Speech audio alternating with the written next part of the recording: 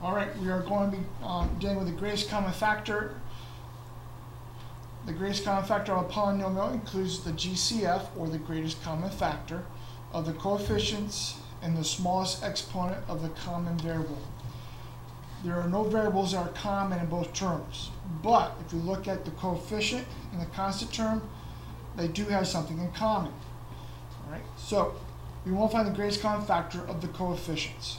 All right, so I'm going to take 5, and I want to take 15.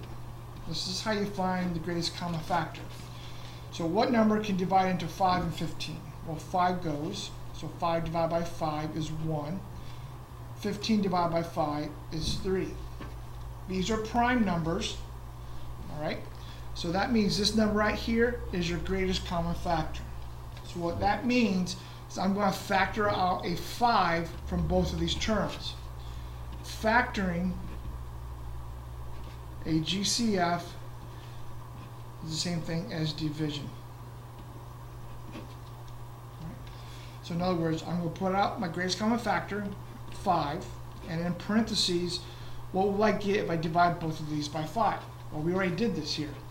5 divided by 5 is 1, so I have 1x or just x, plus 15 divided by 5 gives me 3. And here we go. We just factored the greatest common factor.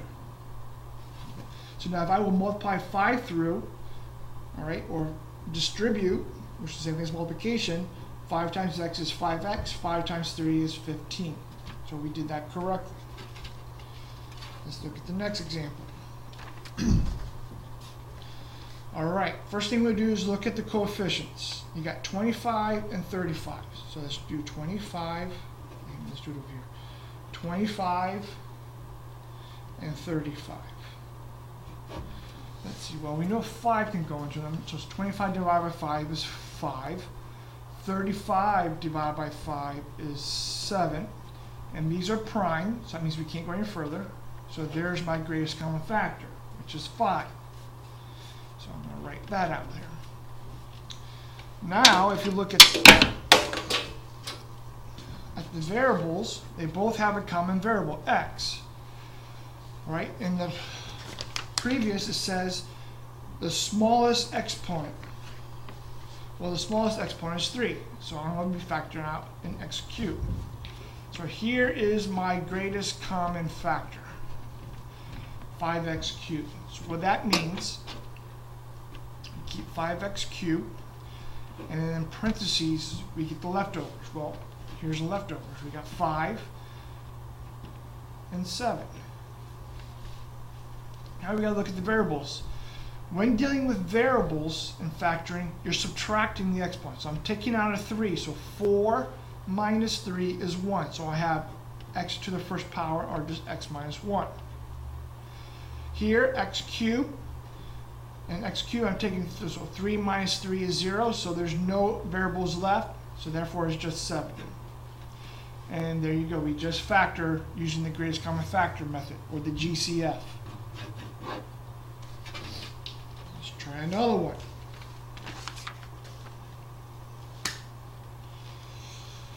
All right, I got 3 terms. So I got 20, 12, and 16. So let's find the greatest common factor of those 3 numbers. Well, 2 can go into all, so let's go 20 divided by 2 is 10. 12 divided by 2 is 6. 16 divided by 2 is 8. Well, 2 can go into all these again, so I'm going to do this again.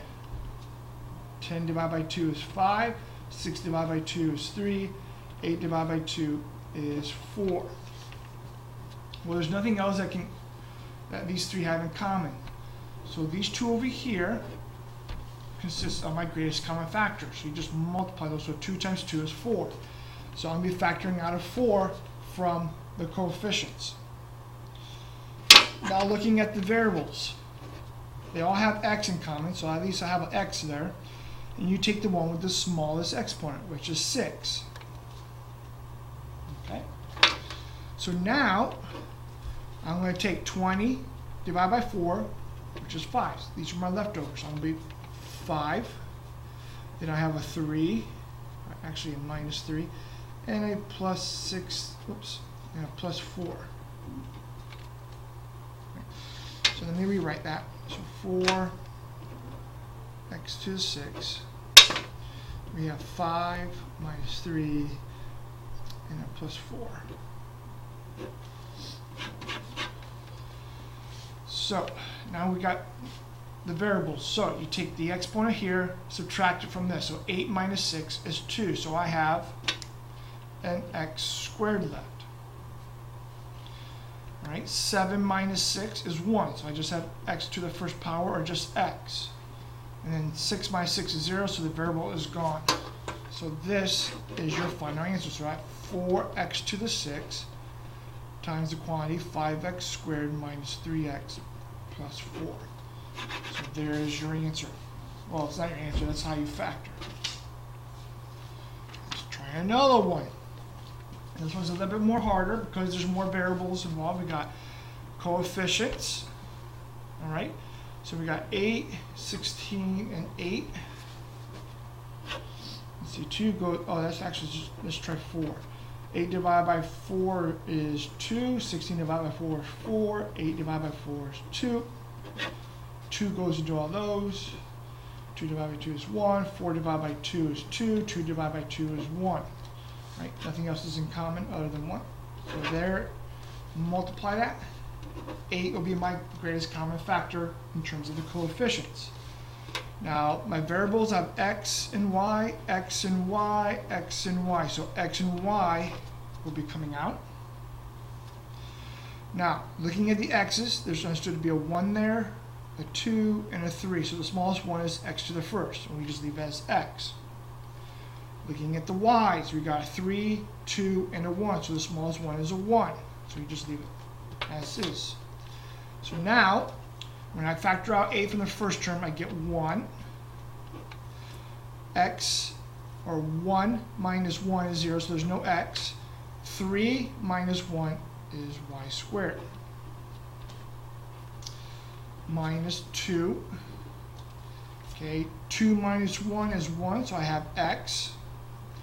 2 minus 1, I just have 1, which gives me y to the first power. Then 1, so it'll be plus 1.